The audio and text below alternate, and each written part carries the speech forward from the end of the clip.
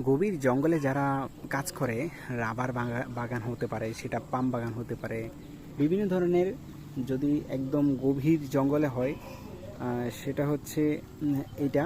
আমি এই মুহূর্তে আছি মালয়েশিয়ার একদম মানে গভীর একটা ফরেস্টের ভিতরে। মানে জঙ্গলটা এতই গভীর যা বলার বাইরে। এখানে সন্ধ্যার আগে আগেই অনেক অন্ধকার হয়ে যায়। আর এই মুহূর্তে আমি যেখানে দাঁড়িয়ে আছি, এখান এখানে হচ্ছে মানে অনেক ধরনের মানুষ থাকে, যারা ইন্দোনেশিয়ান, মালয়েশিয়ান, তারপরে বার্মা, চাকমা, এরকম অনেক ধরনের লোক থাকে। আর এখানে আমিও আজকে এখানে তাদের সাথে নতুন জয়েন করেছি, যদিও আমার কাজটাও একটু হার্ডলি এখানে অনেক। জানি না এখানে কীরকম হবে, বাট আজকে এসেছি আমি।